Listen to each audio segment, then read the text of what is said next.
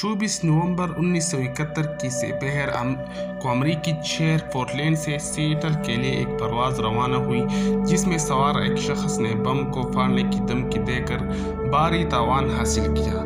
रकम मिलने के बाद हाईजैकर ने तमाम मुसाफिरों को रहा कर दिया और तैयारे को मेक्सिको की जानिब उड़ाने की हिदायत की और रास्ते में पैसों के साथ पैराशूट पहनकर छलांग लगाई और फरार हो गए।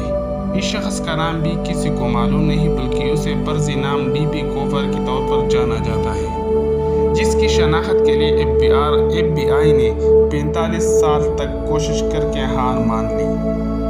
तैयारे की टिकट पर तो इसका नाम डॉन कोफर दर्ज था, मगर खबरों में गलतफहमी के बायस डीबी कोफर के नाम से मशहूर हुआ। 49 साल बाद भी इस शख्स की शनाख्त, जय वक़ूअ और मकसद के बारे में किसी को कुछ मालूम नहीं।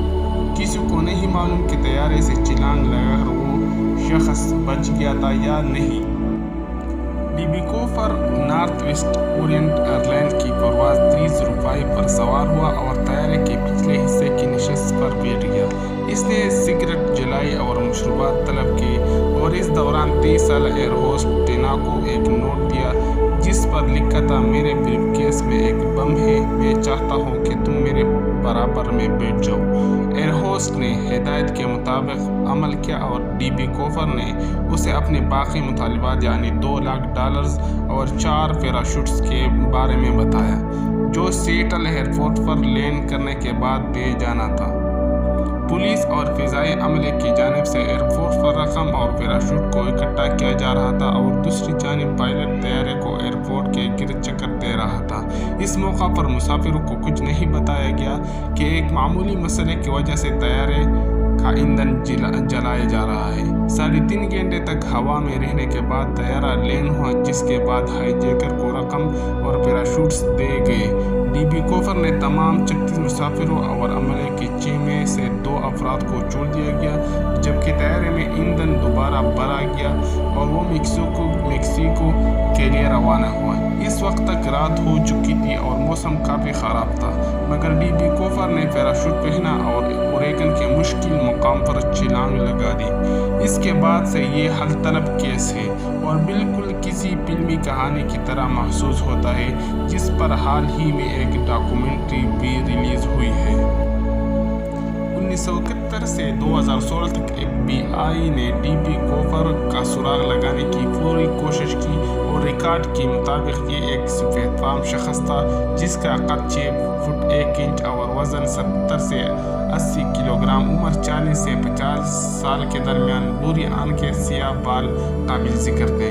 FBI ने सुराग लगाने के लिए हज़ारों अफराद से पूछ-गछ के और वाक़ये के 5 साल बाद तक 800 से ज़ायद अफराद को मुश्तबा करार दिया, मगर कोई भी मुजरिम साबित नहीं हो सका। तैयारे में डीबी कोफर ने बहुत कम सुराग छोड़े थे, जिनमें सिगरेट, चंद टुकड़े, नशिस्त पर एक बाल और टाई, मगर किसी भी शे पर फिंगरप्रिंट नहीं मिल सकी। आगाज़ में ये माना जा रहा था कि ये हाईजैकर एक माहिर पैराट्रूपर है, मगर मज़ीद तहक़ीक़ात में दरियाफ्त किया गया कि वो माहिर नहीं था। FBI के स्पेशल एजेंट लैरी केरर ने 2007 में कहा था, पैराशूट से छलांग लगाने का कोई भी माहिर तारीक रात और बारिश में छलांग नहीं लगाता, जब 200 मील फी घंटा की रफ्तार से चलने वाली हवाओं के तपेड़े चेहरे पर पड़ रहे होते, और वो भी भारी कोट को पहनकर। तफ्तीशकारों का ये भी ख्याल था कि डीबी कोफर ने ये काम तन्हा किया, क्योंकि अगर वो किसी ग्रोह का हिस्सा होता तो मेक्सिको की बजाय किसी मखसूस फ़िज़ाई रूट पर जाने का मुतालिबा करता और कभी मुश्किल हालात में छलांग नहीं लगाता। 1980 में एक बच्चे ने कुछ ऐसा दरियाफ्त किया, जिसके बाद उसे मेमे के बारे में दिलचस्पी एक बार फिर बढ़ गई।